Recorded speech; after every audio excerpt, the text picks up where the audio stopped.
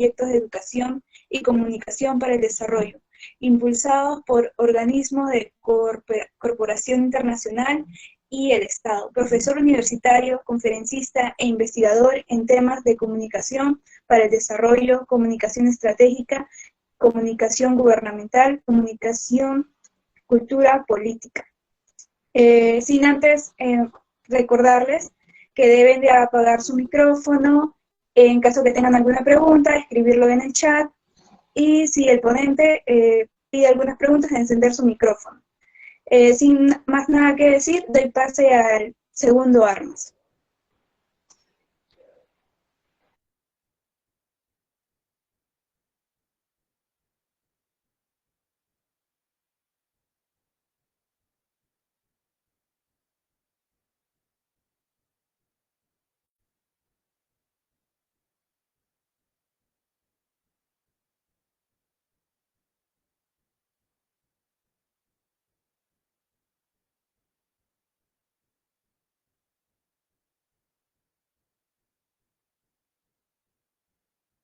Profesor, está con el micrófono apagado.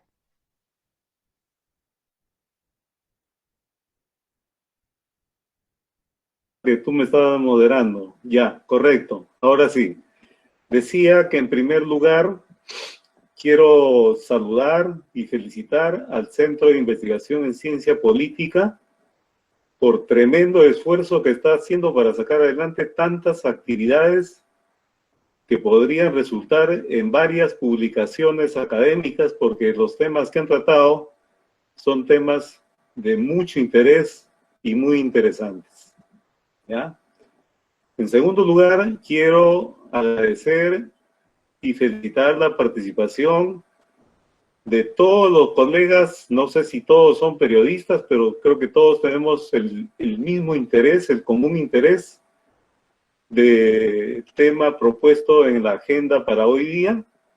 Pero quiero agradecerles porque sé que hay gente de varios países, entre ellos Colombia, Ecuador, México, Venezuela, Bolivia, España, Guatemala, Puerto Rico, y probablemente haya alguien más que yo no estoy mencionando. Pero esto es una fiesta y lo tomo así, y me siento muy contento de compartir una experiencia que tiene que ver con los retos o los desafíos de la comunicación estratégica en la gestión pública.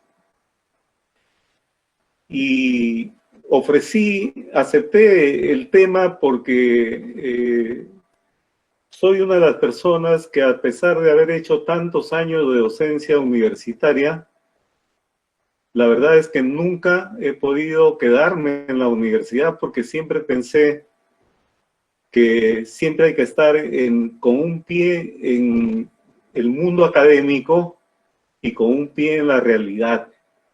No creo yo en la enseñanza que solamente es libresca, si es que no tiene un referente práctico, si es que no tiene un referente concreto. Por eso es que yo siempre he estado entre la academia y el terreno práctico de la realidad, y siempre he sistematizado mi práctica y la he confrontado académicamente con mis alumnos, con mis colegas, etcétera, etcétera. Y eso es lo que quiero ahora manifestarles, porque soy parte de un Estado, que es el Estado peruano, que quiero que mejore.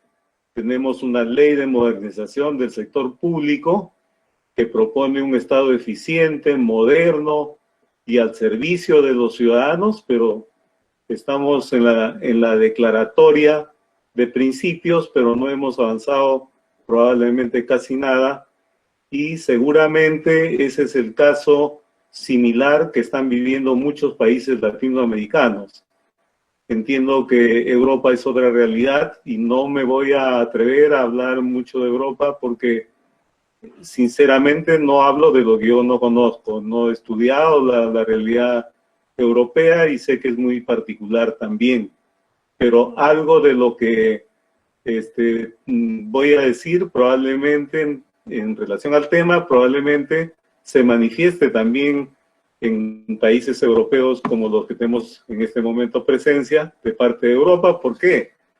Porque acabo de adquirir un libro muy interesante, porque acá nos quejamos mucho que no hay bibliografía sobre el tema de comunicación gubernamental, de gobierno, de gestión pública, etcétera. Y sí hay bibliografía.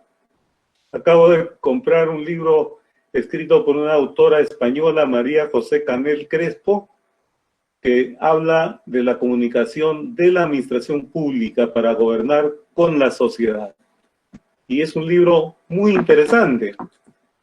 Y quiero partir diciendo que estas ideas las vengo trabajando y las vengo manejando ya hace algún tiempo, y esta es una oportunidad para decirlas en voz alta y confrontarlo y validarlo también con ustedes que son los interesados en el tema, y me gustaría mucho establecer un diálogo fructífero, profundo con ustedes. Por eso es que voy a diferencia de mi charla anterior, voy a ser mucho más concreto, pero sí quiero plantearles, para empezar, bueno, no tengo mucha predisposición para el PowerPoint, pero para esta vez preparé uno y voy a compartirlos. No sé, Diana, ¿me confirma si se está viendo el PowerPoint, por favor? Hola. Sí, yo le confirmo.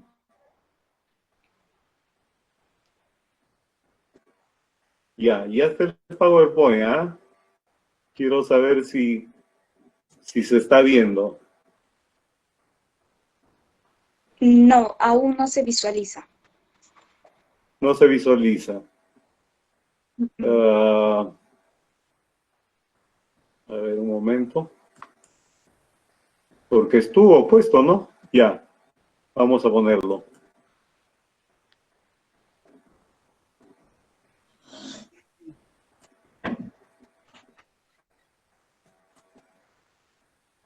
Ahora.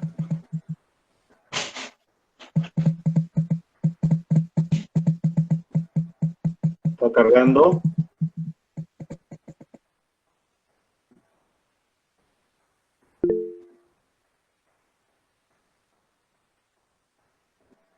No, aún ¿Se no ve? se puede. Es un poco raro porque yo sí lo estoy compartiendo.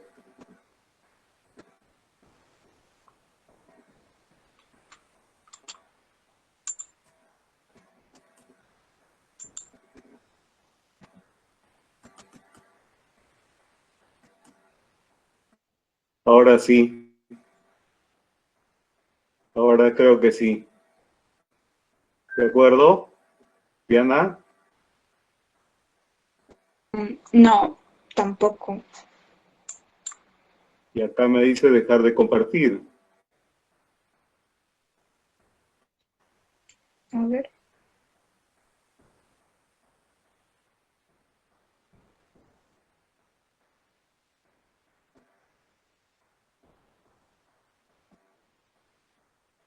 ¿Nada? No, aún no. Ya, ahora sí se Qué puede pena. visualizar. ¿Ya? Sí, ahora Sí, sí. demora para cargar, me parece. Muy bien. Entonces yo quería hacer una introducción muy sintética de algunos conceptos que manejamos, pero a veces no lo manejamos de manera muy correcta. Entonces quería, en primer lugar, plantear qué cosa es el Estado, y en su sentido más amplio, el Estado no es otra cosa que una comunidad política organizada. El gobierno, por su parte, es un órgano constitucional emanado de la mayoría parlamentaria y sujeta a ella, y es la encargada de dirigir la administración pública. Él pertenece a todos. La administración pública es el aparato de Estado que se encarga de ejecutar las acciones de gobierno. Y el servicio público, que es una cosa fundamental en el Estado, está referido a todas aquellas actividades destinadas a satisfacer el interés general de la población. Y la gestión pública es la actividad que realiza la administración pública y consiste en decidir y ejecutar acciones para la resolución de los problemas comunes. Teniendo ese marco de referencia inicial, porque estamos hablando de la comunicación estratégica en la gestión pública, quiero presentarles brevemente 5 desafíos que tiene la comunicación estratégica en la gestión pública. El primer desafío, que es un desafío más macro, tiene que ver con el cambio de paradigmas comunicacionales, que voy a desarrollar más adelante de uno en uno. El segundo desafío o reto es cómo cambiamos ese enfoque sesgado de la comunicación en las organizaciones públicas.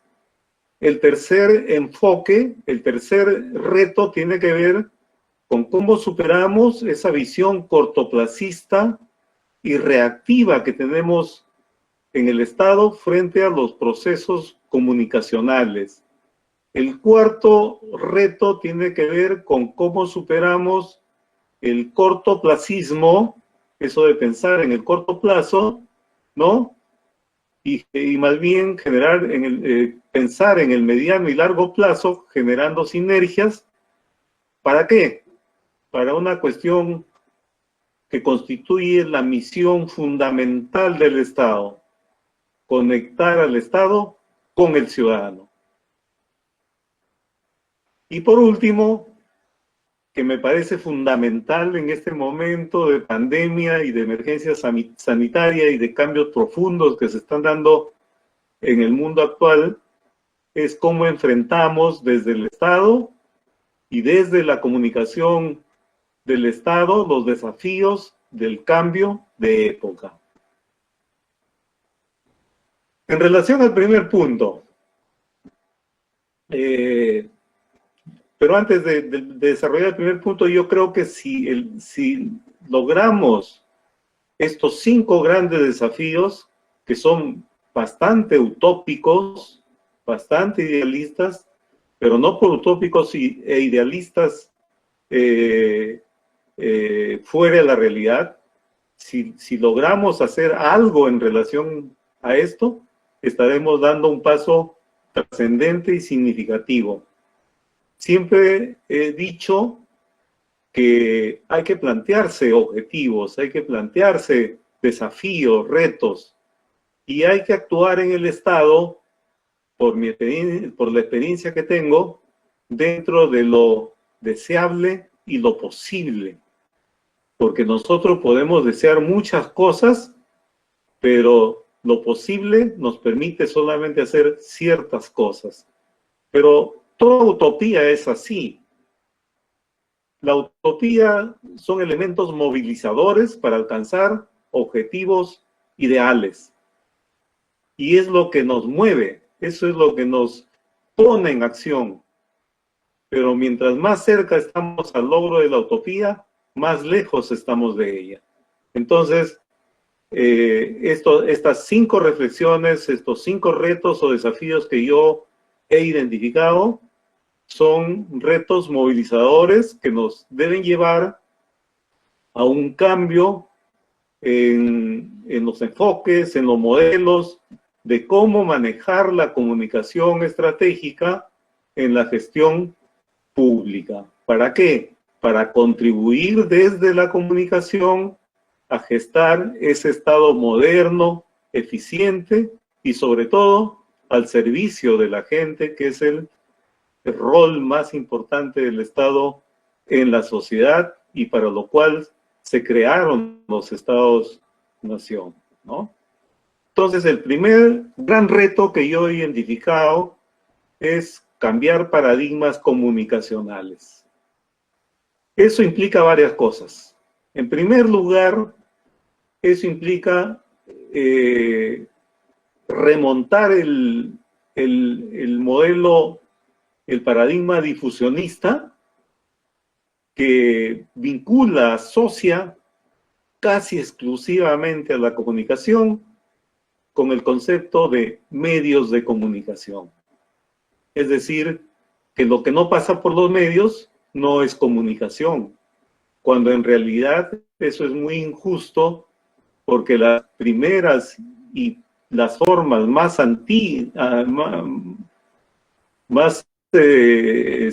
primigenias, más legítimas de comunicación es la que no atraviesa justamente por los medios.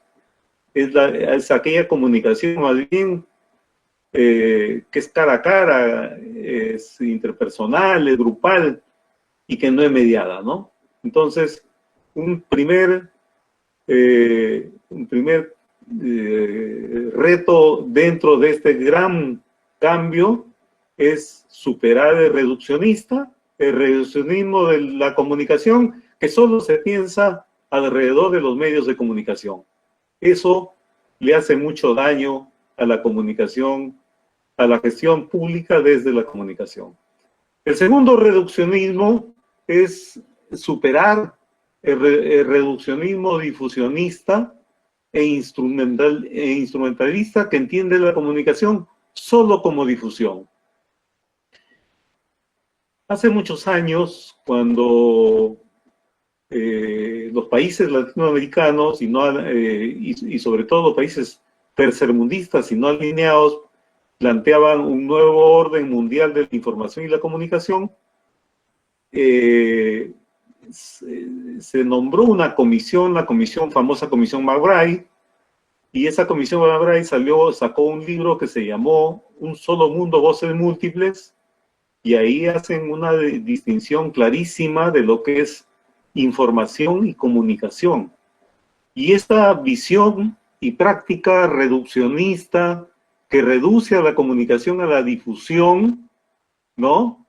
No es otra cosa que solamente información, más no comunicación, porque la comunicación se concibe como conexión, como la relación entre dos sujetos, ya sean estos individuales y colectivos, que negocian, que acuerdan y que son cómplices del acto comunicativo. Entonces, hablar solamente de la comunicación como difusión es un reduccionismo informacionista. Y lamentablemente nuestros estados todavía siguen en esa perspectiva, haciendo difusión. Y por eso es que tan cotizado en las autoridades del Estado, que no entendiendo realmente que la comunicación es un proceso, optan por políticas difusionistas, instrumentalistas, que solamente obedecen a cuestiones muy puntuales. El siguiente tema es entender la comunicación como mediación para construir el desarrollo e impulsar el cambio social. La comunicación no solamente debe ser información, sino que debe estar en el centro de los procesos sociales, porque ahí donde hay un proceso social, hay relaciones humanas. Y donde hay relaciones humanas, hay procesos de comunicación. Entonces, Jesús Martín Barbero decía que la comunicación como mediación no está ni en la gente ni en los medios, sino entre la gente y los medios. ¿Qué significa eso? Que la comunicación no está ni en la gente ni en los medios, sino en lo que hace la gente. ¿Y qué hace la gente? La gente genera procesos sociales. Y en todo proceso social hay relaciones sociales y hay procesos comunicacionales. Y son esos procesos comunicacionales los que alimentan a los medios, y los medios los trabajan industrialmente, los producen y los elaboran para el consumo masivo de la gente, y hay una relación cíclica ahí, porque es la gente la que propicia nuevos procesos comunicativos que luego son absorbidos, tomados en cuenta por los medios, y así sucesivamente. Entonces, la comunicación hay que entenderla como proceso, pero no solo como proceso, sino como proceso de coproducción e intercambio de sentidos. Si no hay intercambio de sentidos, es información. Yo puedo estar hablando de un tema donde nadie me entiende lo que yo estoy hablando, y eso es información. Pero ¿por qué? Porque nadie me entiende y nadie se conecta conmigo. No hay intercambio, no hay coproducción, ni hay intercambio. La comunicación es básicamente coproducción e intercambio de sentidos entre dos sujetos que asumen roles circunstanciales de emisores y receptores, e intercambiables además. Entonces la comunicación es un proceso, pero además, y finalmente en este punto, la comunicación es un espacio que permite, en primer lugar, el reconocimiento de los actores como interlocutores válidos para el proceso de comunicación. Para que haya comunicación, se necesitan de dos sujetos, sean individuales o colectivos. Si uno de ellos se niega o no participa en ese proceso, no hay comunicación. La comunicación siempre es de a dos, si no se rompe la comunicación. Entonces, la comunicación, en primer lugar, como espacio, es el espacio privilegiado para que los actores se reconozcan como interlocutores válidos del proceso de comunicación. En segundo lugar, y esto es un aporte importante, del cual mucha gente ha abandonado también, pero el segundo proceso, el segundo tema, aporte de la comunicación como espacio, es que la comunicación se convierte en un espacio de diálogo, debate, confrontación de ideas. ¿Para qué? Para construir el sentido de la democracia. O sea, no puede haber comunicación sin intercambio de ideas, sin debate, sin confrontación de ideas. Porque, como decía Lechner, de la confrontación de ideas es que se construye la democracia. De lo mejor que sale de ese debate, intercambio de ideas, se alimenta la democracia. Y eso es algo que no se hace ya mucho ahora. Se ha perdido esa práctica del debate, esa práctica de la discusión. Y hasta se entiende peyorativamente que aquel que está en contra de tus ideas es tu enemigo. Y eso es un error. Yo siempre le digo a la gente que cuando discuto con ellos, discuto con ideas. Es una discusión de ideas. No es nada personal, ¿no? Y la discusión de ideas, el diálogo alturado, mesurado, debe ser siempre muy valorado, porque la única forma de cómo nosotros podemos construirnos y construir el consenso social y el contrato social, que son las reglas y normas básicas de convivencia, es a través del diálogo y el debate. En síntesis, la comunicación como espacio aporta al reconocimiento de actores como interlocutores válidos, 1. 2, aporta al debate, a la confrontación de ideas, para alimentar el sentido de la democracia.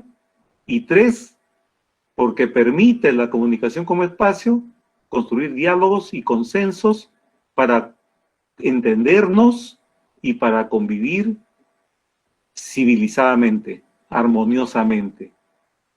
Siendo el contrato social, según Rousseau, y según los sociólogos, pero desde nuestro punto de vista comunicacional, lo que debe ayudar a construir la comunicación con todos estos pasos es el sentido social, eso que nos permite entendernos, eso que nos permite conectarnos, eso que nos permite movilizarnos en torno a objetivos comunes. Y eso es una deuda que nosotros los comunicadores y la comunicación también tenemos con la sociedad actual, porque a pesar de que estamos en el siglo XXI, que se supone que es un siglo, 21 siglos que han pasado 21 siglos desde la historia de la humanidad después de Cristo, aún hay conflictos, hay guerras y nadie lo para. Y qué difícil que es entenderse. Qué difícil es lograr una sociedad, entre comillas, civilizada y armoniosa, que convive en paz, en armonía, y que contribuye desde su condición de ciudadano a una ciudadanía activa para luchar por el bien común. Entonces, el primer desafío, reto de la comunicación estratégica en la gestión pública es el cambio de paradigmas comunicacionales. En segundo lugar es cambiar enfoques de comunicación, rescatando su rol, rescatando el rol de la comunicación, ¿no? Y aquí el problema es que en el Estado, en la gestión pública del Estado, se trabaja de manera sesgada. Yo no sé cómo pasa en otros países, en Colombia, en Venezuela. No sé, en Venezuela tiene una situación especial, un régimen especial, en España, en fin. Pero aquí la realidad es que dependiendo del tipo de profesional que ingresa a la dirección de comunicaciones, a la jefatura de comunicaciones, porque aquí no hay DIRCOS, no hay directores de comunicación, salvo en uno o dos casos, me parece. Es un modelo más empresarial, privado. Aquí lo que hay es jefatura de comunicación, en algunas instituciones gerentes de comunicación. Pero dependiendo de quién entre y del perfil de quién entre y del perfil del jefe de quién entre, es que se define el énfasis y la orientación de la comunicación. Es decir, si entra un periodista, yo no tengo nada contra mis colegas periodistas, los aprecio mucho, los quiero mucho, he trabajado muchísimos años con ellos, en varios procesos, pero siendo un periodista, el énfasis va a ser periodista y medios. Entonces, las notas de prensa, las conferencias de prensa, los reportajes y todas esas cosas van a estar a la orden del día como parte de la gran agenda de la organización. Y así sucesivamente, si entra un comunicador organizacional, la agenda va a estar y la acción del trabajo de comunicación en la organización del Estado va a estar enfatizada en la comunicación organizacional y así sucesivamente. Pero no hay un enfoque holístico, no hay un enfoque integral. Y desde mi punto de vista, se requiere un enfoque que tenga 3 columnas vertebrales. Lo que mucha gente llama comunicación interna u organizacional, yo le llamo comunicación y cultura organizacional, desde una visión moderna del modelo organizacional del siglo XXI. ¿Por qué? Porque lo que moviliza a ese ejército de ciudadanos, de servidores públicos, es la cultura organizacional.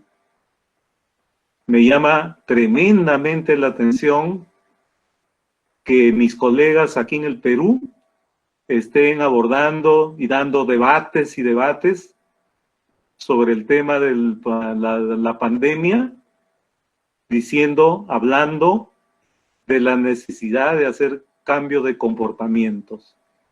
Eso lo vamos a abordar un poquito más abajo cuando hable de comunicación para el desarrollo. Pero me llama mucho la atención eso porque es una visión también reduccionista desde mi punto de vista. Entonces, 3 columnas debe tener la comunicación en la gestión pública. La primera columna, como les decía, tiene que ver con la comunicación y la cultura organizacional. Si queremos movilizar a todo ese ejército de ciudadanos del Estado que brindan el servicio público, tenemos que gestar esa cultura organizacional.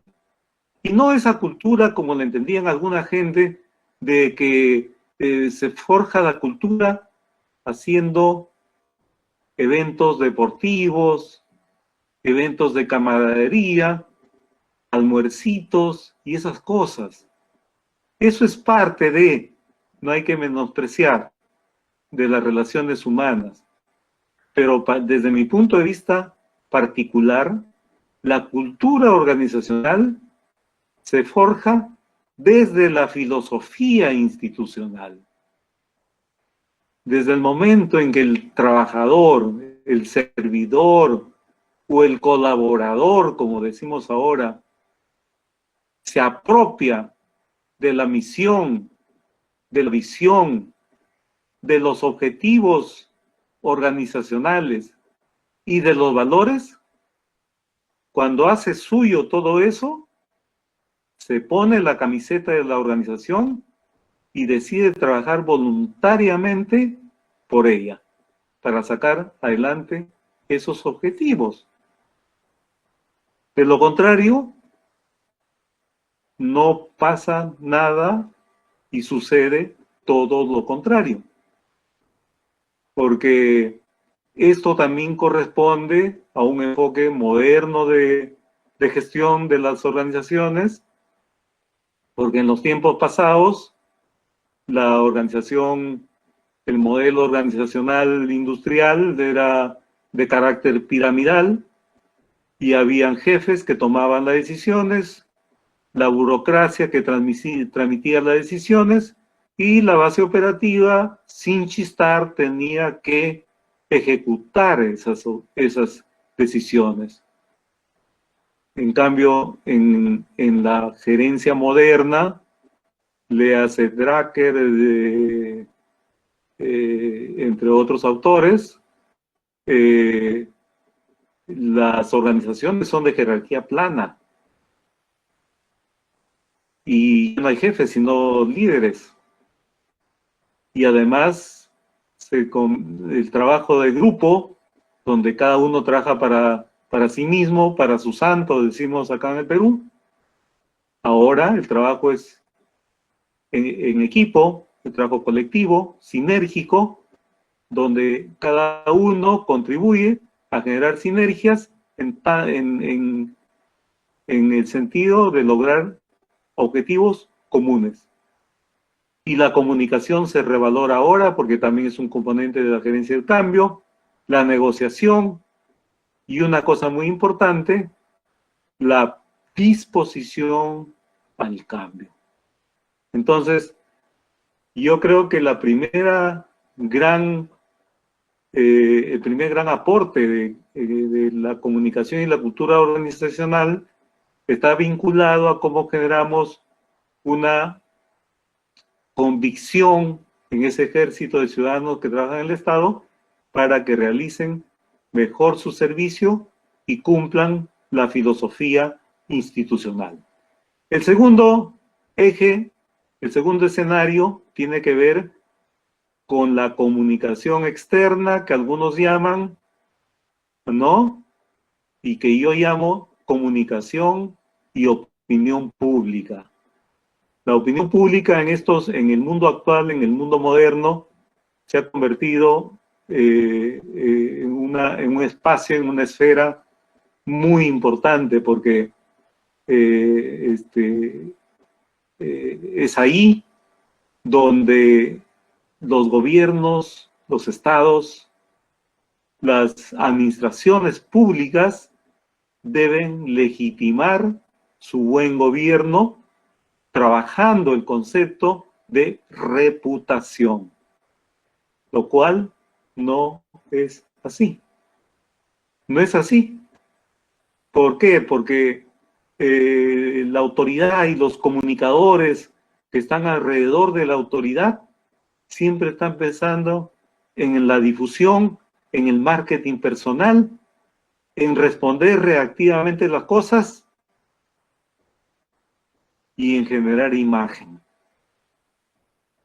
Y casi nunca, Tessicón me ponía un ejemplo, ¿no? Porque ella también ha trabajado en el Estado, pero casi nunca visualizan la necesidad de construir reputación.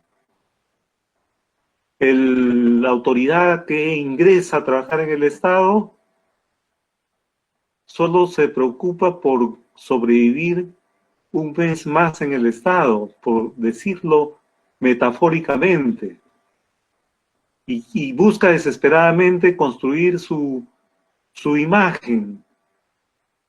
Tanto así que en las convocatorias que hacen y en las entrevistas que hacen,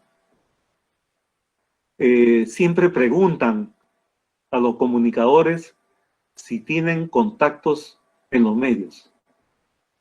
Y eso es para utilizar esas relaciones, esos contactos en los medios para que nos hagan el favor de sacarnos cosas de imagen, lo cual genera ya un condicionamiento, porque favor con favor se paga también, ¿no? Y eso no es bueno en el Estado, porque la relación con los medios no debe ser de favor a favor. La relación con los medios tiene que sustentarse principalmente en la corresponsabilidad que tenemos tanto los servidores públicos como el ciudadano de pie, como los medios de comunicación y los que trabajan en los medios de comunicación para luchar por el bien común. El Estado tiene esa responsabilidad estratégica de luchar por el bien común. Entonces la relación con los medios no debería ser por favor, debería ser una relación y una alianza programática en búsqueda del bien común. Y la tercera columna dentro de este aspecto de cambiar enfoques de comunicación y rescatar su rol es la comunicación para el desarrollo. Y ya la comunicación para el desarrollo ya no es tan joven como podríamos presumir. Ya no es tan joven. Yo vengo hablando de comunicación para el desarrollo desde los años 90. Y es que en los 90 salieron las 3 propuestas de desarrollo planteadas por Naciones Unidas, por el sistema de Naciones Unidas, valga a decir, desarrollo humano, desarrollo sostenible y transformación productiva con equidad, o mejor dicho, desarrollo económico con rostro humano. La primera, que propone generación de oportunidades y capacidades, garantía de libertad, y ahora Gimanén y Castells han dicho también garantía de dignidad, y plantean 3 indicadores para medir: esperanza de vida al nacer, nivel de ingreso per cápita y nivel educativo. Ya la propuesta que hace Castells y Gimanén en un hermoso libro que se llama La reconceptualización del desarrollo, plantean desarrollo con dignidad e incluyen dentro de las variables de la propuesta al desarrollo humano, al desarrollo sostenible y a la economía con rostro humano. Pero van más allá porque trabajan aspectos informacionales, trabajan aspectos de vida y todo eso dentro del gran concepto de dignidad, porque dicen que la gente no solamente quiere autorrealización personal con el desarrollo, no solamente quiere libertad, sino que la gente además reclama dignidad. Dignidad, que es un principio elemental en la persona humana, en el ser humano.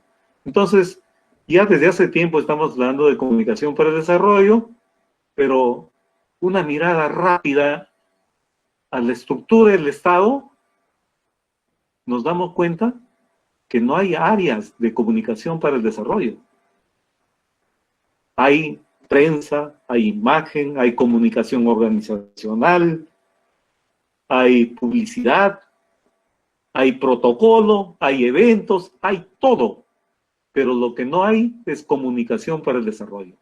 Y han salido ya varias promociones de comunicación para el desarrollo. Y yo no sé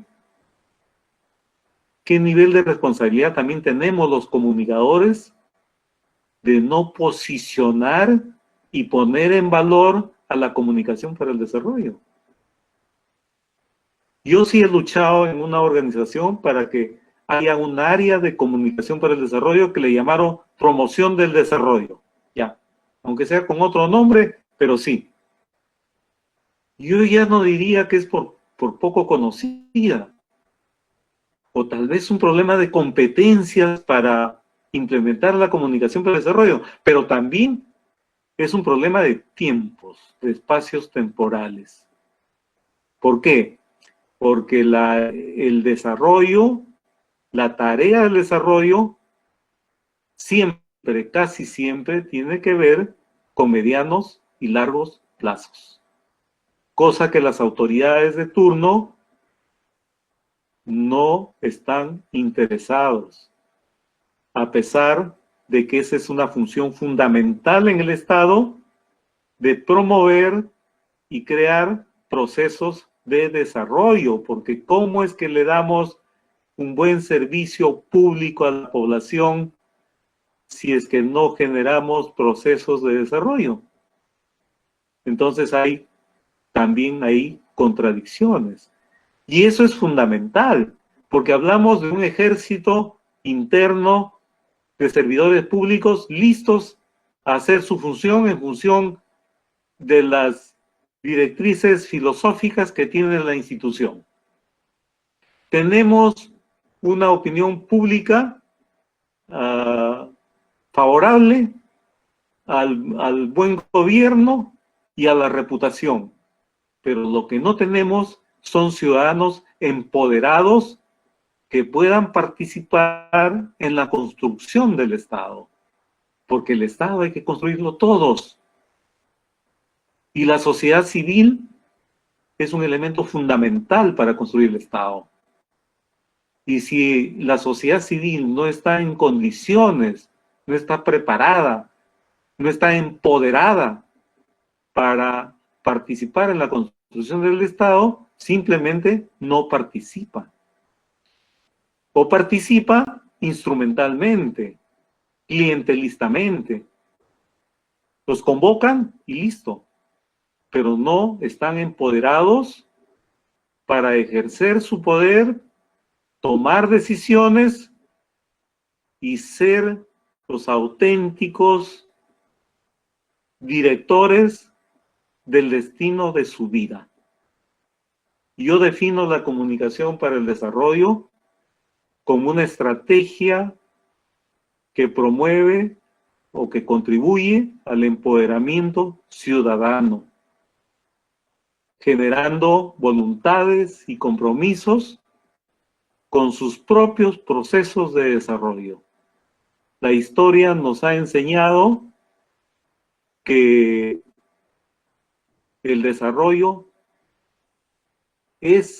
ha sido, es y será obra de la gente.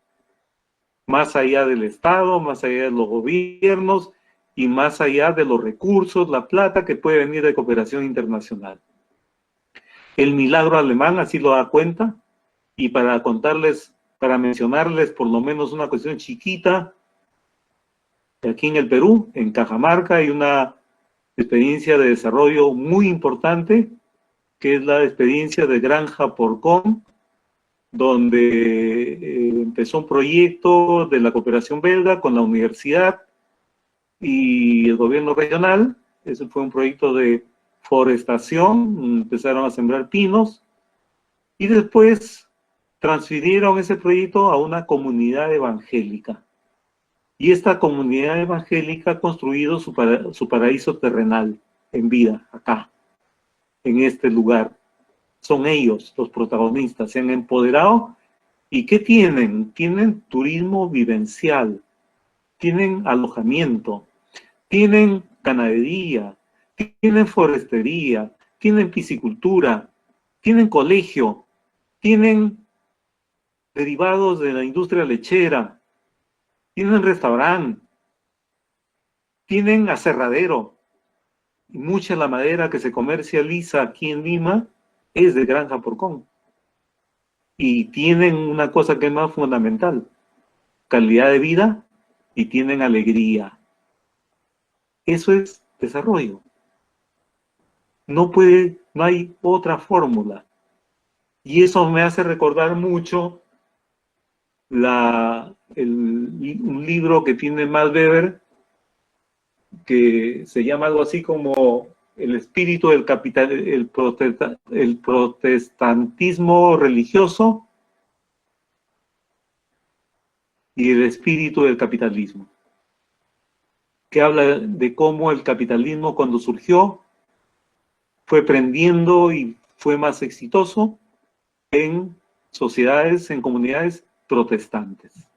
Y ellos en la comunidad Porcón han abrazado esta filosofía del desarrollo y se han organizado en torno a lo religioso, y todo gira y está en torno a lo religioso.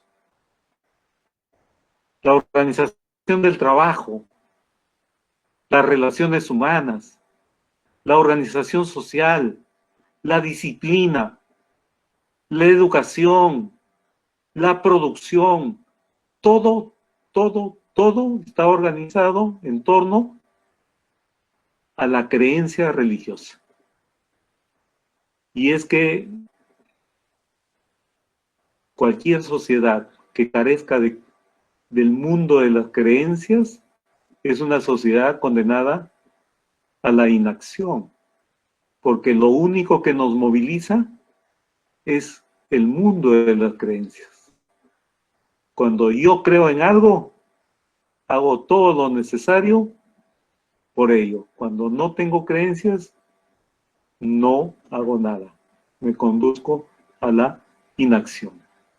Entonces, yo creo que ahí la comunicación para el desarrollo en el Estado debe ser una columna clave, debería integrarse como un área más, porque esta es la que va a garantizar empoderar al ciudadano, generar voluntades y compromisos para sacar adelante el país, para conseguir el desarrollo y sacar adelante el país.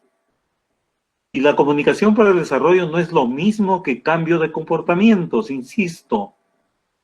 No es contradictorio, pero la conducta es una expresión de la cultura. Por eso es que yo abogo apuesto por una propuesta de comunicación para el desarrollo, que implica un cambio cultural, profundo, una transformación cultural profunda, una reingeniería mental, y que supone cambios estructurales, mentales, pero también sociales, de políticas públicas.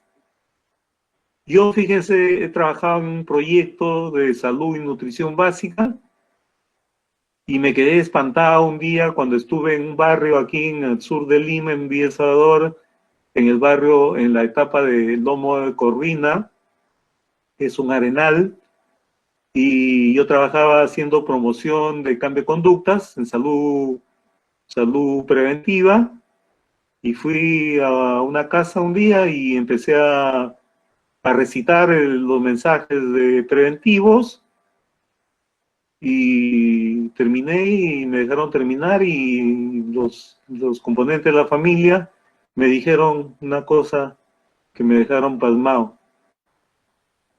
¿Sabe usted? Me dijeron, ¿cuánto es el nivel de familiar diario en esta casa? Les dije que no. Y ellos me respondieron diciendo que en el año 1999 el ingreso familiar total en esta casa es de 3 soles. Y claro, no tenían agua, no tenían desagüe. Incluso me dijeron que el agua que compraban, esto fue para el caso de diarreas, eran agua de piscina, lo almacenaban en la puerta de la casa en unos recipientes que hacen de ladrillo y cemento, los tapan, los cubren con plásticos sucios, está en la intemperie porque corre el polvo, la arena, se mete, manipulan con utensilios contaminados, y en fin. ¿Y con qué compramos el combustible? ¿Y con qué compramos la lejía? Entonces, eso me hizo tomar conciencia de que el problema no es solamente un cambio de conductas. En las sociedades avanzadas, sí es probablemente un cambio de conductas. ¿Por qué? Porque el que se enferma es porque no realiza comportamientos saludables, porque todo lo demás lo tiene, porque tiene servicio de agua potable, alcantarillado y todos los servicios. En sociedades como las nuestras, no es un problema solo de conductas ni de voluntades, es un problema estructural también, y ahí tiene que intervenir el Estado con políticas públicas. Si esta gente de Villa El Salvador tuviera agua, desagüe, entonces sería mucho más fácil pedirles que se laven las manos adecuadamente para prevenir las diarreas, pero como no tienen agua y desagüe, como no tienen empleo, como ganan muy poco, el nivel de ingreso es muy poco, etcétera, etcétera, entonces se ven limitados frente a esta propuesta de cambio de comportamientos. Y lo que está pasando ahora con la pandemia es justamente eso. No es un problema solo de conducta, ni de generar miedo. Es un problema cultural. Yo, en lugar de hacer solamente campañas para darle mensajes de distanciamiento social, de uso de máscara, etcétera, o de darles miedo, al ciudadano le diría, cuida tu salud porque es tu vida. Y cuidando tu salud, cuidas la salud y la vida de tu familia. Y cuidando la vida de tu familia, cuidas al Estado y a la sociedad. Yo conversé eso con un repartidor delivery y le felicité porque cumplió rigurosamente las normas de seguridad. Y me dijo, qué bien.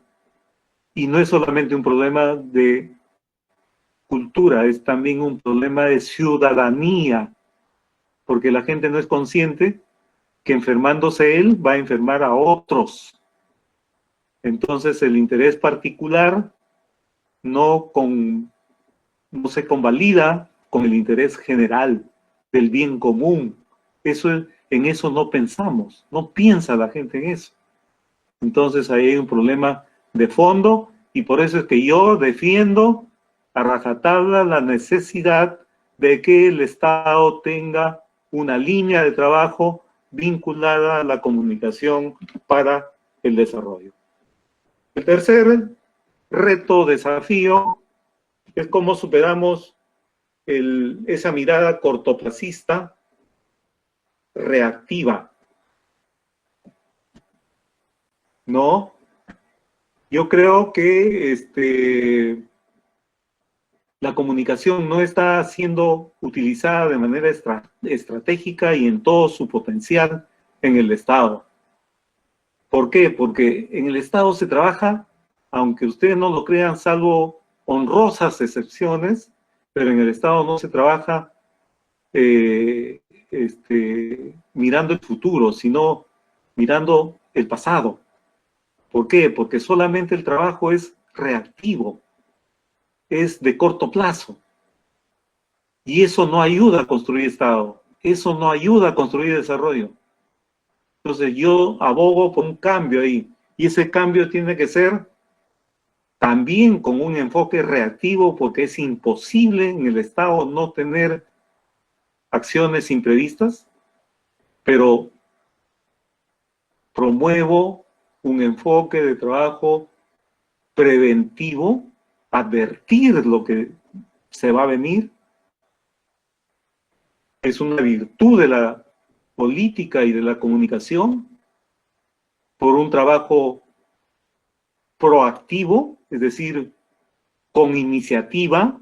Los comunicadores no pueden estar inertes frente a lo que pasa, tienen que tener iniciativa, pero también propositiva, porque tienen que tener capacidad de propuesta. Una vez me preguntaron cómo maneja lo reactivo con lo demás, con lo preventivo, propositivo y proactivo.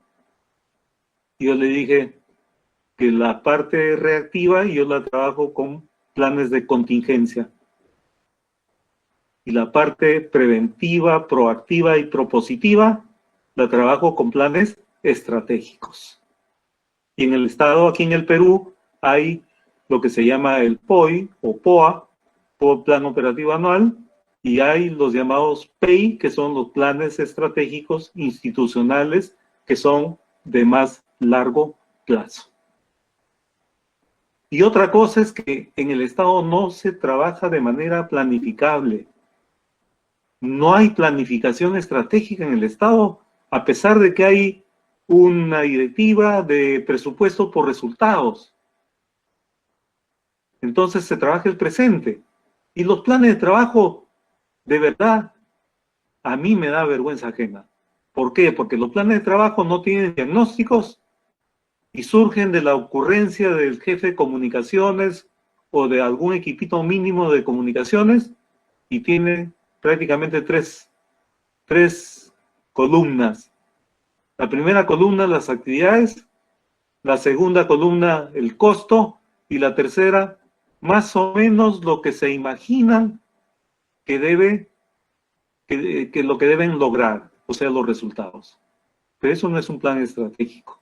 Para empezar, es un plan mágico porque no tiene diagnóstico, no tiene indicadores, no tiene contemplado un sistema de monitoreo y evaluación, no hay planes, no hay líneas de base, no hay evaluación de procesos, no hay evaluación de resultados, y menos evaluación de impactos, cuando el Estado debería estar trabajando en eso. Y muchos de nuestros colegas, en lugar de estar pensando en lo que deben estar pensando, están más ocupados en producir su nota de prensa, en gestionar la entrevista para el jefe, en el protocolo, en el eventito, etc., cuando los mismos reglamentos de organización y funciones y los manuales de organización y funciones les mandan diseñar políticas públicas, diseñar planes estratégicos, diseñar planes operativos, y no hacen eso. Y están en los documentos. tienen como mandatos, pero se olvidan de eso y hacen cosas que deberían los jefes delegar, pero no delegan, los asumen ellos y dejan vacío todo lo que deberían hacer. Y eso está muy mal. Y las unidades de comunicación que tenemos son muy débiles, desconectados de la alta dirección, falta de enfoques y visión del Estado, ausencia de planes estratégicos de mediano y largo plazo, de corto también, jefes de comunicación sin liderazgo, presos del inmediatismo, subordinados a la lógica de la autoridad del turno, y además cuentan con limitados recursos humanos, presupuestales, etcétera, etcétera, etcétera. Entonces, eso son limitantes que son necesarias de superar. El cuarto reto o desafío es cómo generamos sinergias y conectamos al Estado con el ciudadano. Un Estado que no se conecta con el ciudadano no está cumpliendo su rol ni su función. Entonces, ¿cómo generamos sinergias? Miren, yo identifico 3 niveles de articulación sinérgica. El intrasectorial, que se da al interior de cada organización. El intersectorial, que es entre organizaciones. Y el multisectorial, que son las organizaciones en su relación con la sociedad civil. Y les cuento brevemente, porque el tiempo nos está ganando, lo intrasectorial. Yo conozco ministerios donde los jefes de comunicación de los programas que tienen los ministerios ni siquiera se conocen, y menos articulan planes estratégicos consensuados y que generen sinergias. Eso es grave. Conozco, si eso es así, la cosa es más grave porque también lo conozco, entre ministerios no se hablan, no se comunican, como si fueran vecinos ajenos. Tanto así que algunos ministerios duplican, triplican, cuadriplican las mismas acciones. Entonces, hay ministerios, por ejemplo, que trabajan en temas de salud. Ya, Ministerio de Salud trabaja nutrición, pero también trabaja nutrición el MIDIS. Y hay otra por ahí también, el MIN, también creo que trabaja nutrición. ¿Ustedes creen que articulan sus esfuerzos? Y entonces tienen un poquito de plata que la gastan independientemente. ¿Y cuál es el impacto de lo que hacen? Cero. Cero. Cuando deberían articular enfoques, estrategias, objetivos y optimizar los recursos para lograr mejores resultados. Eso no sucede. Por celos, por protagonismos y no sé por qué otras cosas más que hay que estudiar. Y la otra cosa es a otro nivel. El Estado se gestiona en 3 niveles. Tiene 3 niveles de gobierno el Estado. El nacional, el regional y local. Ahí hay un divorcio impresionante. El último trabajo que yo he tenido es en gestión de inversión pública territorial en 12 gobiernos regionales. Y el Estado central está divorciado del Estado regional y del Estado local. Entonces hay una tarea grandísima desde el punto de vista comunicacional, porque la comunicación entre sus roles tiene el deber de conectar a estos ámbitos de gobierno, conectarlos. Yo por eso digo, la comunicación es ese hilo invisible que nos permite conectarnos a unos y a otros. Y la comunicación está haciendo algo para conectar lo local con lo regional y lo nacional.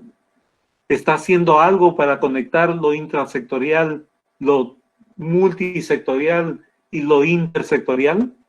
Nada. ¿Y entonces de qué estado estamos hablando? Un estado deficiente, raquítico, ineficiente. Y por eso nadie o casi nadie cree en el Estado, ¿no? Y en consecuencia, la conexión del Estado con el ciudadano es muy pobre, muy pobre. Y en las zonas más alejadas donde el Estado no llega, la radio, los medios de comunicación locales son más bien los que hacen el rol del Estado conectando al Estado con la población. Y donde no llega, y ahí donde no llega el Estado, ellos se encargan de conectarse con la población. Y por último, a mí esto me parece fundamental, lo he estado reflexionando, he tenido algunas entrevistas respecto al tema, es cómo el Estado y la comunicación y los comunicadores enfrentamos el desafío del cambio de época. No estamos viviendo solamente, y eso tiene que estar claro en todos los comunicadores, no estamos viviendo solamente una época de transformación tecnológica, no estamos viviendo solamente una época de pandemia, estamos viviendo un cambio de época, un cambio civilizatorio, estamos viviendo una transformación fundamental. Estamos pasando de una sociedad que es la sociedad industrial a otra sociedad que hasta ahora no tenemos un consenso de cómo llamarla. Algunos le llaman sociedad de la información, otros del conocimiento, otros le llaman sociedad postcapitalista, otros postindustrial, otros posmoderna, otros sociedad del espectáculo o civilización del espectáculo, en fin, pero las que, sociedad red, Castells, pero las que tienen mayores, o sociedad virtual, Nelson Manrique tiene un buen libro sobre eso, pero creo que las que tienen mayor, gozan de mayor calificación, son las que hablan de la sociedad virtual, de la sociedad de la información, de la sociedad del espectáculo, en fin, ¿no? Pero estamos transitando de un modelo de sociedad a otro modelo de sociedad. Lo que ha hecho la pandemia no es otra cosa que generar un proceso abrupto en ese cambio, porque el cambio se da pues de manera paulatina, lentamente, y algunos países como los nuestros, latinoamericanos, nos vamos quedando en el camino, y mientras se daba la revolución en el siglo XVIII y XIX en Europa, en Inglaterra, aquí en el Perú y seguramente en muchos países latinoamericanos, recién empezaban los primeros talleres, ni siquiera centros fabriles, en 1902, 1905, principio XX. Y entonces por eso es que algunos intelectuales hablan de que no podemos hablar de una sociedad postcapitalista, postmoderna, postindustrial, etcétera, etcétera, porque nada de eso siquiera hemos sido capaces de construir. Si no hemos construido una sociedad capitalista, ¿cómo vamos a hablar de que estamos viviendo una sociedad postcapitalista? Si no hemos construido la sociedad industrial, ¿cómo vamos a hablar de una sociedad postindustrial? Y así sucesivamente. Y es un tema de debate. Pero lo cierto es que la pandemia nos ha colocado en un escenario que no lo esperábamos. Ese escenario tiene como normalidad, es un escenario de la normalidad, normal. Ese es el escenario natural al que teníamos que haber llegado por el cambio de época. Pero, lamentablemente, no hemos estado preparados y por eso es que lo asumimos como anormal. Pero regresar a la rutina de la normalidad anterior de la sociedad industrial sería un gran retroceso. Entonces, lo que hay que empezar a pensar seriamente hoy día es en cómo enfrentamos esta impertinencia que nos ha traído la pandemia y nos ha ubicado en una nueva era civilizatoria, en el epicentro de una nueva era civilizatoria, donde todo ha cambiado. Y me da mucho que pensar de cómo los medios hablan solamente de la pandemia y de la emergencia sanitaria, de la salud, como si estos cambios que tiene la pandemia un detonante importante solamente fueran o tuvieran que ver con el tema de salud, con la emergencia sanitaria y la pandemia, cuando en realidad estamos asistiendo a unos cambios, a unas transformaciones de todo orden y muy profundos. Se viene el desempleo, una gran recesión se viene, y ya está dándose, pero se va a incrementar más. Recesión, desempleo, algunos sectores productivos van a quedarse atrás, va a haber una reconversión productiva y algunos sectores van a salir más beneficiados. El sector alimentos, por ejemplo, va a ser un sector clave, entre otros, ¿no? La educación va a cambiar, pues ya está cambiando. Los negocios están cambiando. Acá en el barrio que yo vivo, los negocios, porque es una zona comercial, los negocios han cerrado y están vendiendo y alquilando los espacios que ocupaban. ¿Por qué? Porque ahora lo están haciendo de manera virtual. En fin, hay un cambio fundamental y hay un cambio, como ya mencioné, en el modelo organizacional, del modelo piramidal,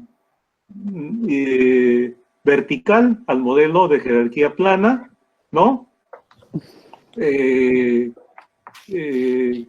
Supone los componentes que ya les he mencionado y que tienen que ver con el modelo que están aplicando las empresas más exitosas en el mundo. Hay una revolución tecnológica, es la era de la multimedia, la robotización, estamos viendo el mundo de la virtualidad, de la superabundancia de información, todo es ficción, espectáculo, cambian los valores, cambia todo, cambian los estilos de vida, cambia todo. Es la era de la comunicación en tiempo real, y hay un nuevo sentido de la vida, nuevos valores, nuevos sujetos, nuevos actores, y en general tenemos que institucionalizar las nuevas formas de comunicación para conectar al nuevo Estado con el nuevo ciudadano.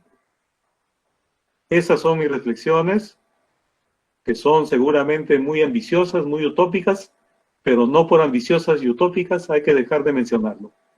En el Estado todavía funcionamos como si estuviéramos en el siglo XIX-XX.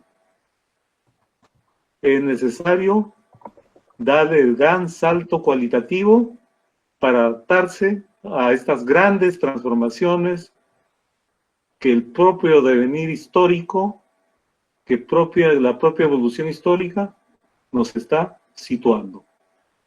Y si no nos ponemos a reflexionar sobre estos temas y sobre todo a proponer alternativas frente a estos temas, las vamos a pasar muy mal. Les agradezco infinitamente por su tiempo y estoy a su disposición para todas las preguntas o comentarios que ustedes estimen conveniente. Muchas gracias. Muchas gracias a usted. Si los participantes tuvieran alguna pregunta, encender su micrófono o escribirlo por el chat.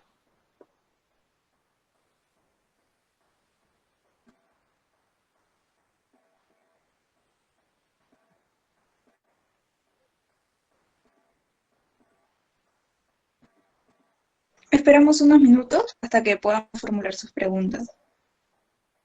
Sí, sí, claro, por favor.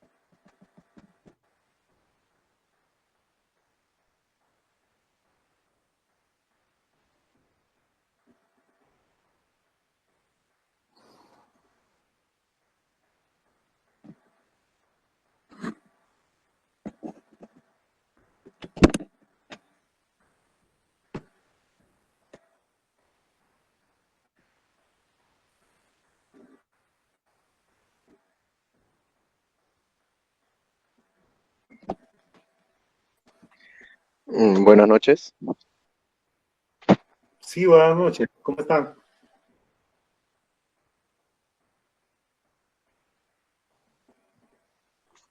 Profesor, Sí, adelante.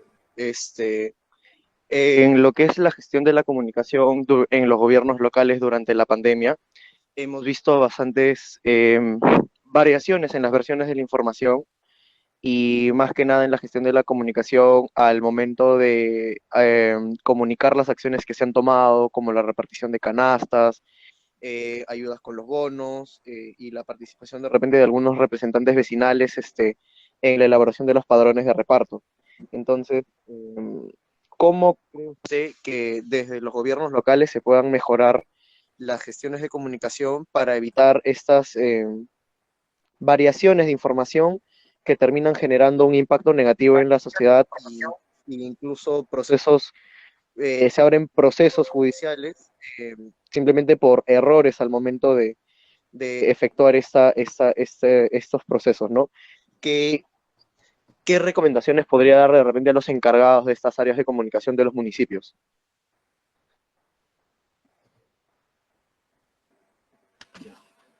¿Eso de qué nos habla? ¿Quién habló? ¿Cuál es tu nombre, por favor, colega? Luigi, profesor. Luis, a ver, ¿de qué nos habla eso? Nos habla de un Estado que no está organizado, ¿no es cierto? ¿Y qué tipo de Estado tenemos? Tenemos un Estado centralista, donde los gobiernos locales y los gobiernos regionales dependen administrativa y políticamente del Estado central. Los recursos no van a los gobiernos locales, ni a los gobiernos regionales directamente. Vienen al Tesoro Público, al Erario Nacional, y de acá se hace la redistribución. Y lo que no se gasta en los gobiernos locales se devuelve en el año fiscal.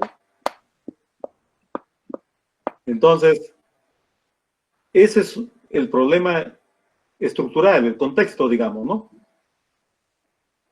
Y a nivel local, a veces se replica lo que sucede a nivel regional y a nivel nacional. De nuevo, el tema es la cultura.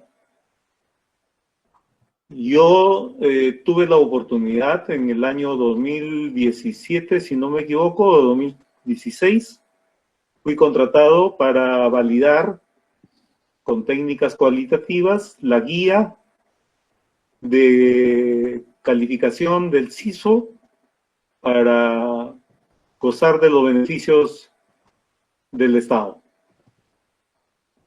Y encontré, por ejemplo, casos muy sui generis, casos de una señora que tenía su bodega, pero para ser beneficiaria iba a la casa de la vecina, que era muy pobre, y se empadronaba en esa casa, por ejemplo, ¿no? O encontré viviendas que tenían un cerco de calamina o de esteras, pero adentro era una casa con material noble bastante avanzada. Pero también se hacían pasar por gente vulnerable para recibir la provisión del Estado. Entonces, tenemos ahí una cultura también que está interactuando, que es la cultura de cómo le sacamos la vuelta a todo, ¿no? De cómo le sacamos la vuelta a la norma. Y que no es gratuita, es parte de nuestra historia también, ¿no? Desde el momento, como decía Vargas Llosa, pero antes lo decían un historiador tagneño famoso, que no recuerdo el nombre en este momento, ¿en qué momento se jodió el Perú, no? Y la respuesta siempre ha sido, se jodió en el momento de la lucha independentista.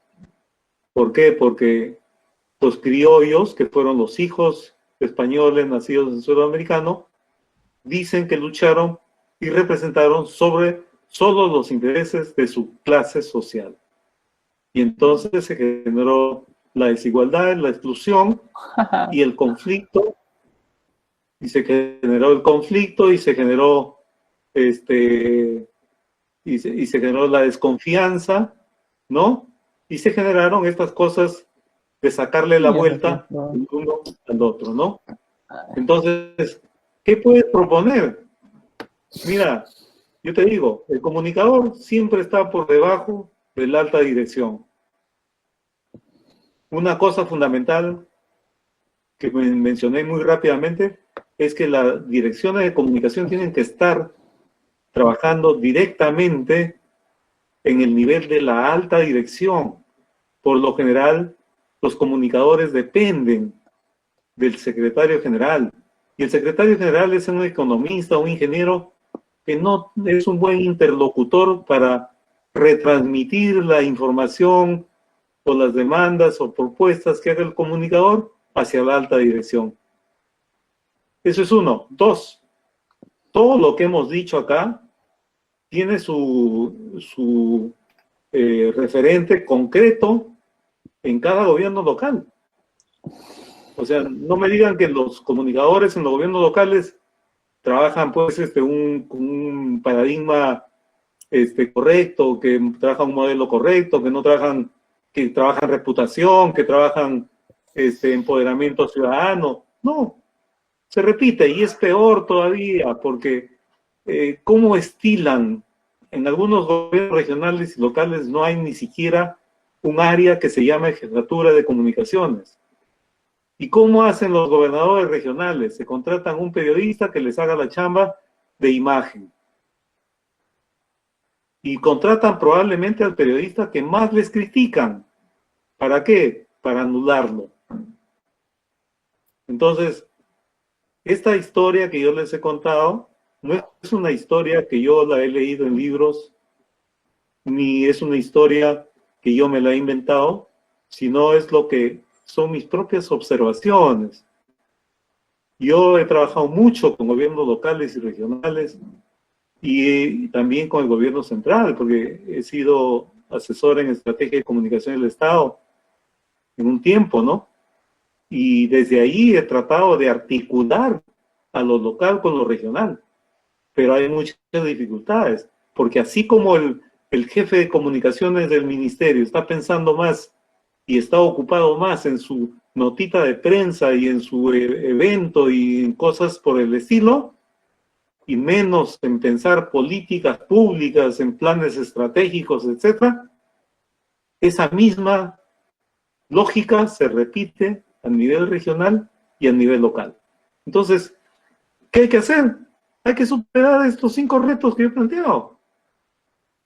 Esa es una forma de contribuir a que la organización sea distinta.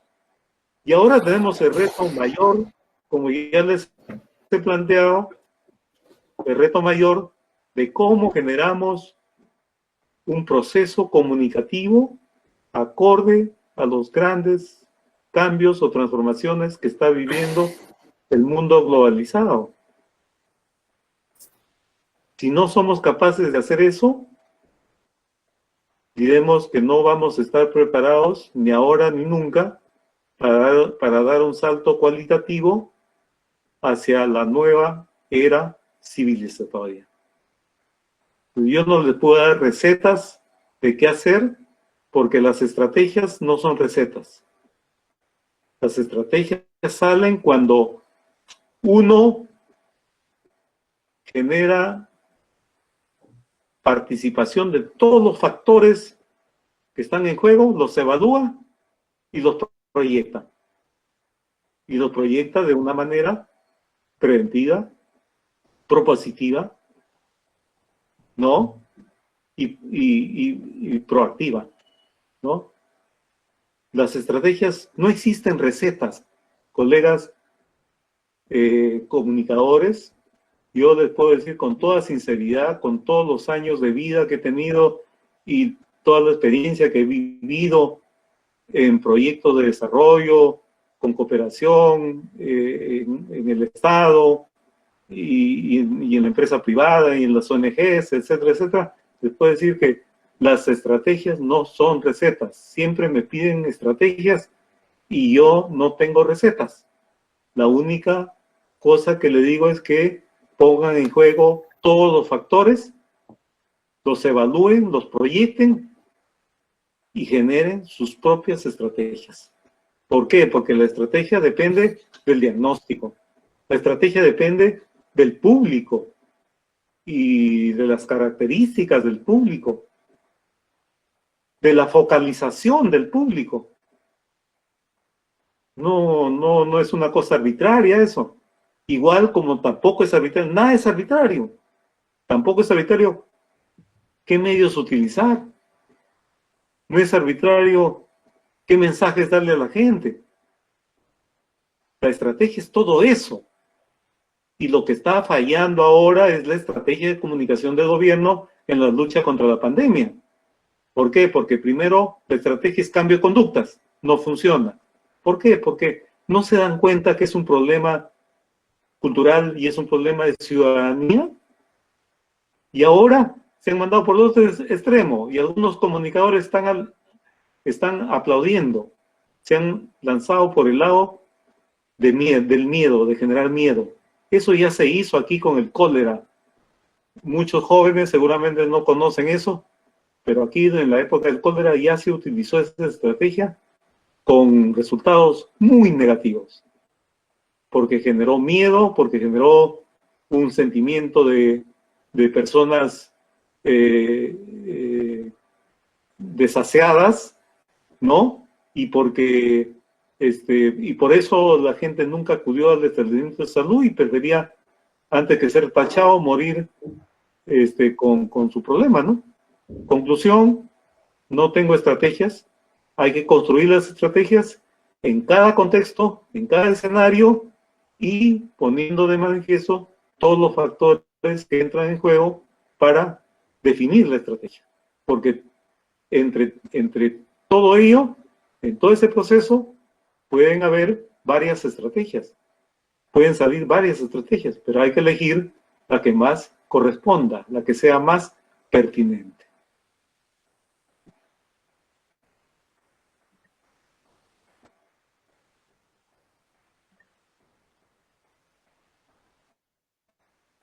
Tenemos preguntas también de Facebook.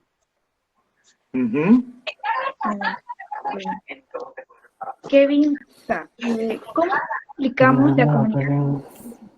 Por ejemplo, para cerrar estas brechas sociales que se han visibilizado con mayor grado en esta pandemia, referidos a los sectores de la población más vulnerados. ¿Y qué estrategias se podrían utilizar? Muchas gracias por su respuesta.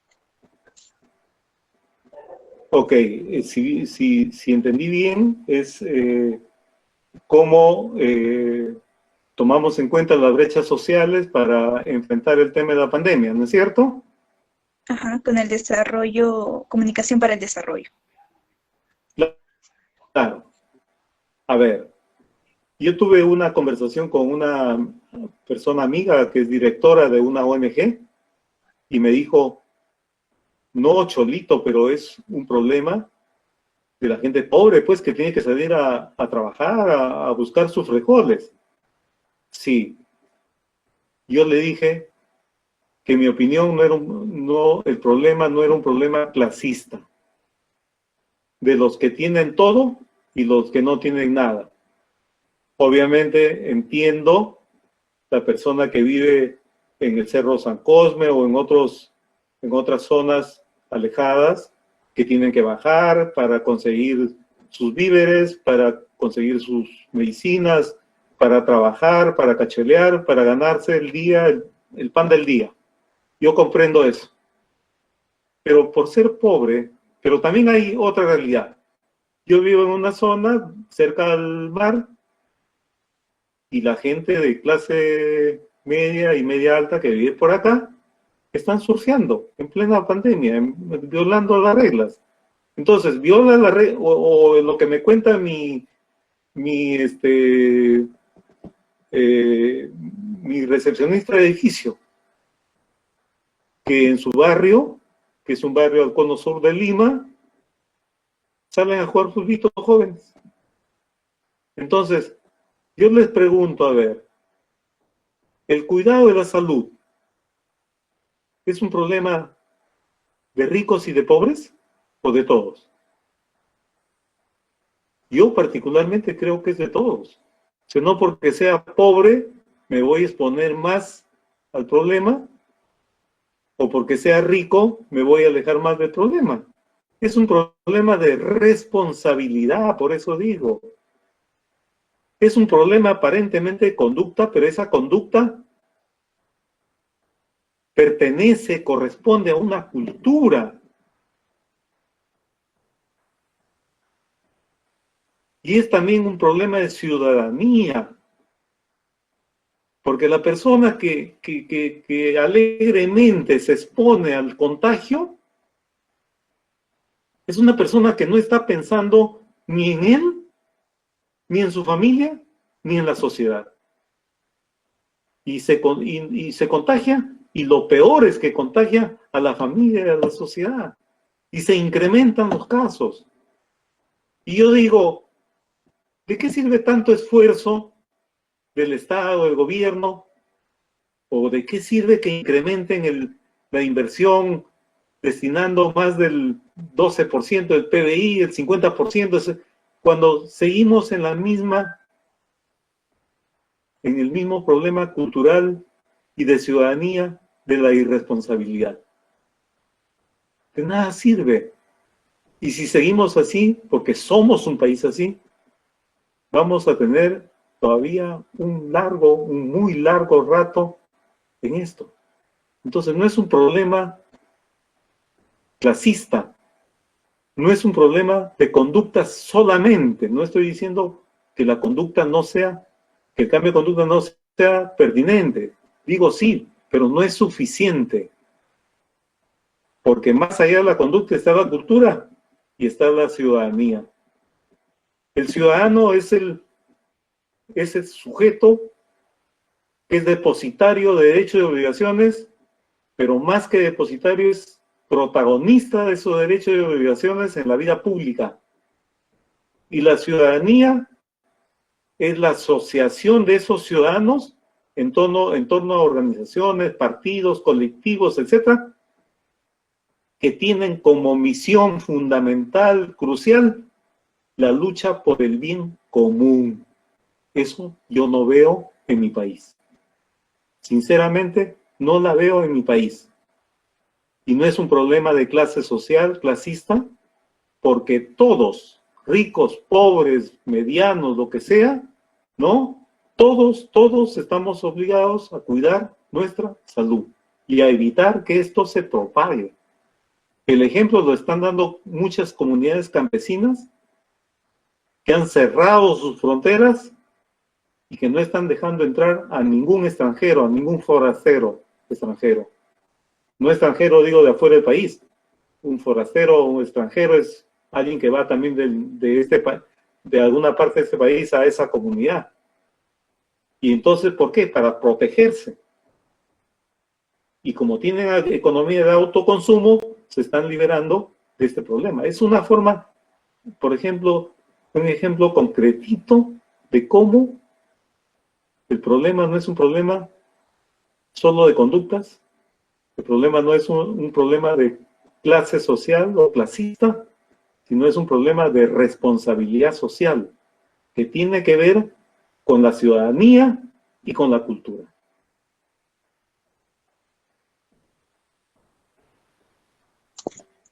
Y Sí. la desigualdad existe. La desigualdad existe. O sea, si un problema tiene el país, es la desigualdad. Que no es un problema solo de acceso, de inclusión, como lo planteó Ollanta Humala, ¿no? Que convirtió la inclusión a estadísticas. Porque claro, este año se han incluido, han tenido acceso tantos peruanos a Internet. Este año han tenido tantos niños acceso a educación. Ya, está bien, es un problema de acceso, pero eso combate la desigualdad de ninguna manera, porque sigue siendo desigual a pesar del acceso.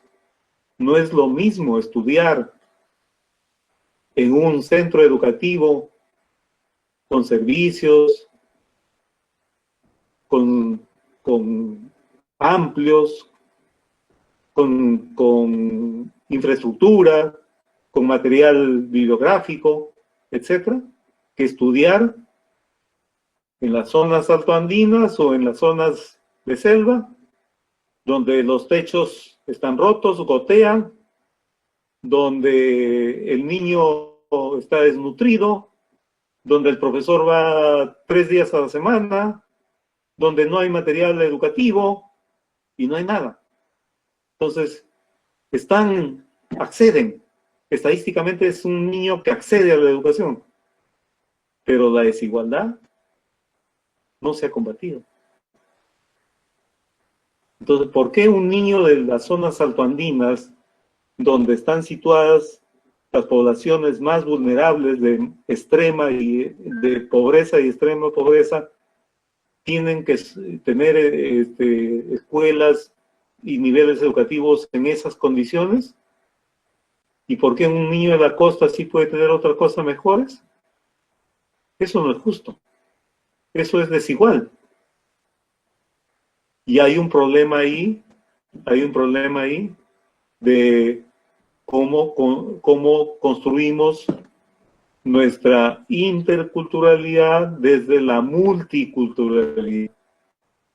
Y cómo hacemos que este país ya no sea un país centralista, limeñizado, sino sea un país descentralizado, que combata seriamente la desigualdad que tanto daño le hace al Perú. Nosotros tenemos alrededor del 22% de pobreza en el país, que equivale más o menos a 6 millones de habitantes, y tenemos el 2.9 aproximadamente de extrema pobreza, que casi llega a 1 millón de habitantes. Y con esta recesión que ya estamos viviendo, pero que se va a incrementar, eso va a aumentar.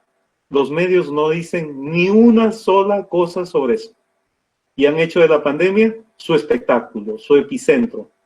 Hoy día mi hija me dijo, ¿por qué los noticieros y la televisión nacional solamente habla de la pandemia y del coronavirus? ¿Por qué? Expliqué a mi manera, ¿no? Pero eso es un show. Se ha convertido en un espectáculo. Y uno si entra ahí y ve todos los días esas noticias, termina enfermándose, ¿no? Y con este cambio de época vendrán nuevas enfermedades, nuevos problemas y nuevo todo. Entonces, hay que estar atentos para ir pensando y proponiendo cambios sustanciales que nos pongan al nivel de la nueva sociedad que estamos entrando a vivir, ¿no? Sí.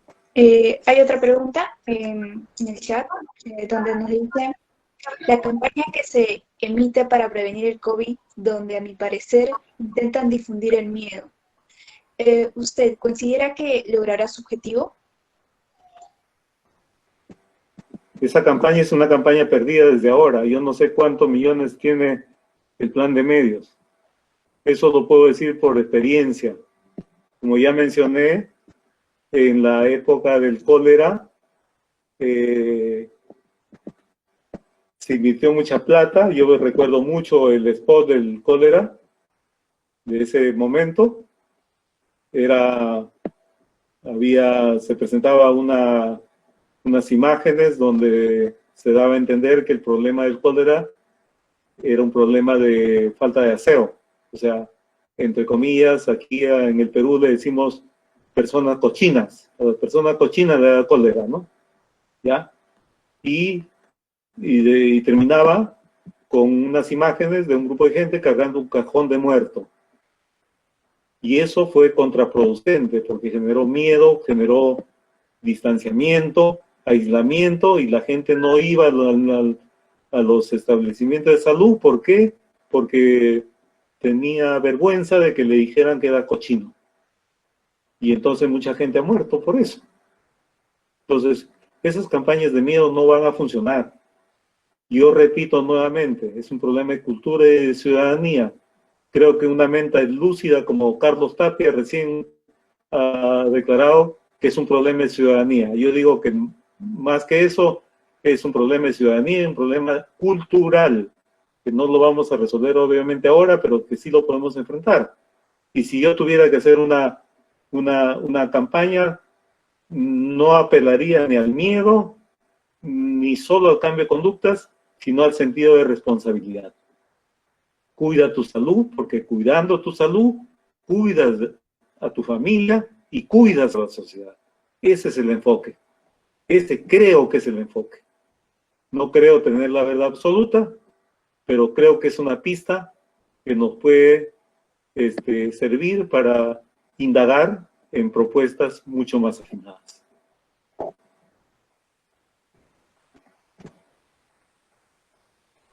Cecilia Monzón va a hacer su pregunta con el micrófono. Hola. Adelante, Cecilia. ¿Qué tal? Buenas noches, muchas gracias. Sí, estaba escuchándote de segundo y efectivamente vemos un panorama bastante triste en relación a la capacidad que pueden tener los comunicadores en beneficio del país. Entonces, no sé, no es una cuestión de gobierno de turno, no es necesariamente una cuestión de falta de personal capacitado, es lo que tú dices, esa falta de visión, ¿no? Y que se replica también en los gobiernos locales, donde la mayoría de direcciones de comunicación o de jefes de prensa están siguiendo al alcalde y mostrando los pormenores de sus propias campañas políticas. Pero la idea es entonces cómo trabajar este fortalecimiento del comunicador para el desarrollo, ¿no? Cómo fortalecer ese rol estratégico del comunicador en los gobiernos locales, o si es que existen algún ejemplo que podamos replicar en el Estado, en donde pueda visualizarse con claridad nuestro rol, porque creo que ahí también puede ser la dificultad, ¿no? Que las buenas experiencias no se conocen, ¿no? No sé si tengas un ejemplo que nos permita visibilizar la acción estratégica de la comunicación en alguna organización de Estado. Gracias. Gracias, Cecilia. Mira, en primer lugar, a los comunicadores para el desarrollo en la universidad les enseñan comunicación para el cambio de comportamientos. Y no es lo mismo. La comunicación para el cambio de comportamientos cambia conductas solamente. La comunicación para el desarrollo es un cambio cultural, un cambio estructural, es una reingeniería mental, pero requiere también de políticas públicas. Yo estaba en la PCM y cuando hicimos foros, programábamos temas de comunicación para el desarrollo.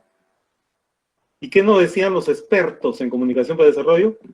Que la comunicación para el desarrollo es un problema de los pobres, que la comunicación para el desarrollo es trabajar con los pobres, que la comunicación para el desarrollo es trabajar en acciones comunitarias. Y nada de eso es la comunicación para el desarrollo.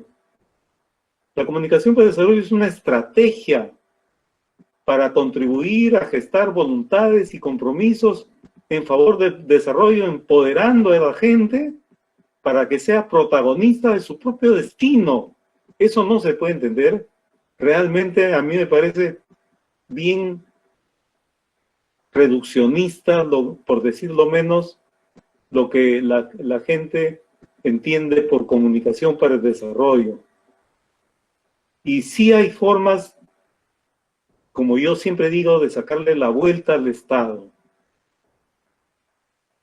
Yo he trabajado en una institución y he podido, gracias a mi esfuerzo, al esfuerzo que hice, he podido trabajar un proyecto de mediano y largo plazo que duró 8 años.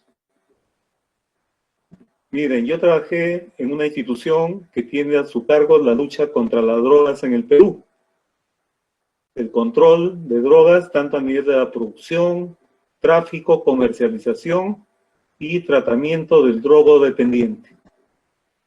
¿Y qué pasaba? En las zonas cocaleras, las cuencas cocaleras que están en la selva alta, todos los días la prensa nos hacía añicos, sacándonos la mugre a todo lo que era de vida, instituciones del Estado, el gobierno, la cooperación internacional y todo. ¿Y qué había detrás de los periodistas? Habían sociedades locales, dentro de lo cual estaban las familias cocaleras, y detrás de las familias cocaleras las firmas de narcotraficantes, y detrás de los narcotraficantes Sendero y el MRTA. Y cuando en la oficina central en Lima recibían los ingenieros que se conectaban con las oficinas de campo, en las cuencas cocaleras, recibían volantes, recibían noticias, fax y materiales agraviantes y con mentiras además, dentro de ello de que se había sembrado un hongo que esterilizaba la tierra y no dejaba cultivar nada. Venían a la oficina de comunicaciones a exigirnos algo así como que desatáramos una guerra informativa contra esos periodistas. Y yo tengo un libro sobre eso, tengo un blog donde está el libro, pero la estrategia que planteamos fue una estrategia distinta, porque teníamos un área de promoción para el desarrollo. Nosotros dijimos, no vamos a desatar la guerra informativa porque vamos a salir perdiendo.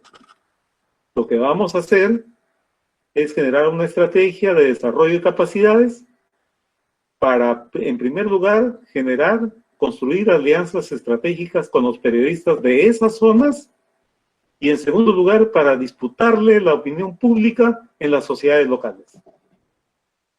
8 años nos tocó y logramos nuclear 300 periodistas que no trabajaron ni para De Vida, ni para la lucha contra las drogas directamente por orden nuestra, que no trabajaron para el Estado, ni nada, trabajaron para el desarrollo amazónico.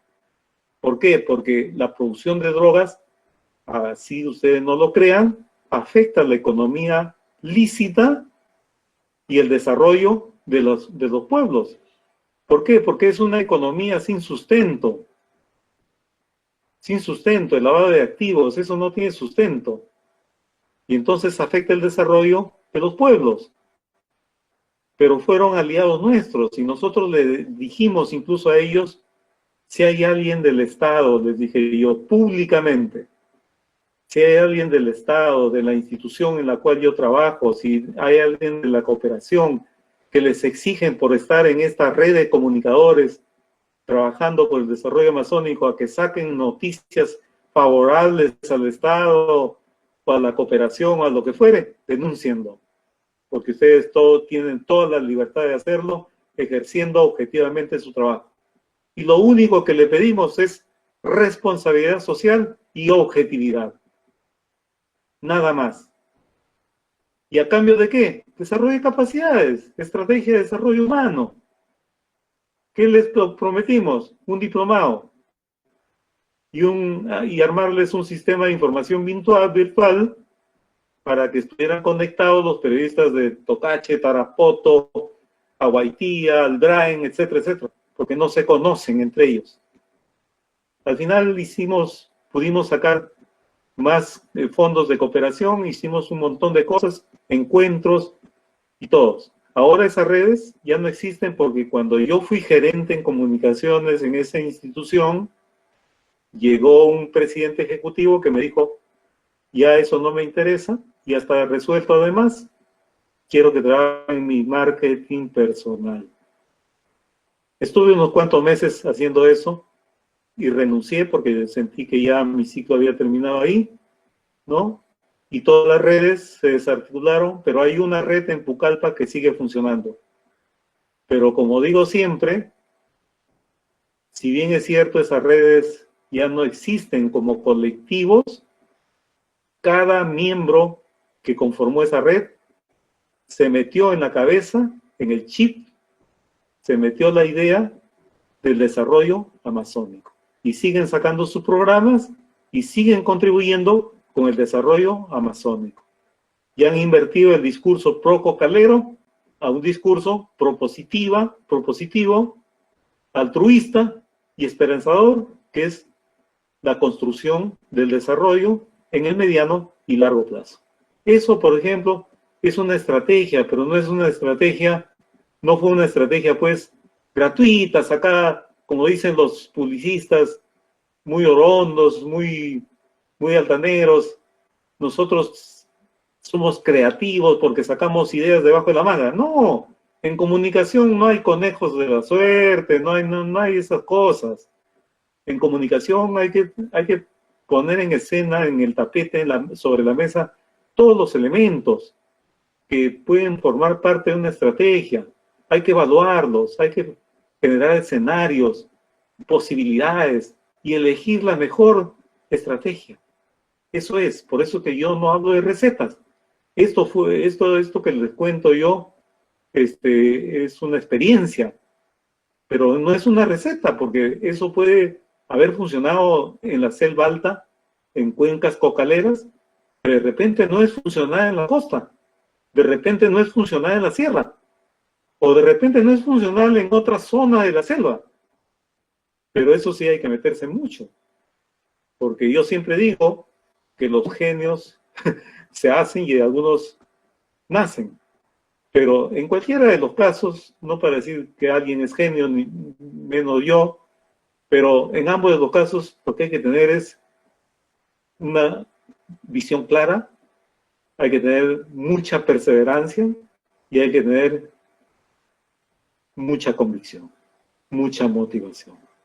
Si no hay esas cosas, nada puedes hacer en la vida. Estoy convencido yo de eso.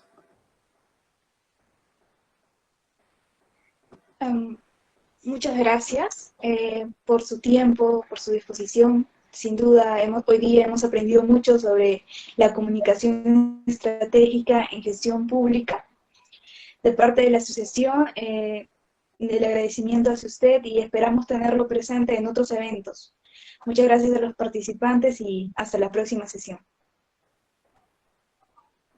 Yo quisiera, y permíteme, Diana, quisiera invitarles a que visiten mi blog.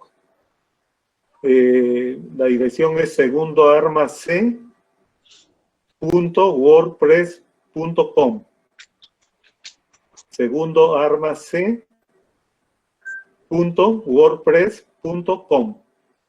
Ahí tengo 2 artículos sobre el tema que hemos tratado hoy día. Uno se llama Desafíos de la comunicación estratégica en la gestión pública, que lo he trabajado mucho en la PCM. Y hay otro artículo que lo publicó la Universidad Católica, que se llama Comunicación estratégica y gestión pública. Y hay otros artículos también que les puede interesar. Así que los invito cordialmente, les agradezco infinitamente por su tiempo, su paciencia y por su interés de conversar de la forma que puede sobre temas de interés mutuo. Muchísimas gracias, muy amable, y gracias nuevamente al Centro de Investigación en Ciencia Política por darme esta oportunidad de comunicarme con ustedes. Mucha suerte y a cuidarse muchísimo.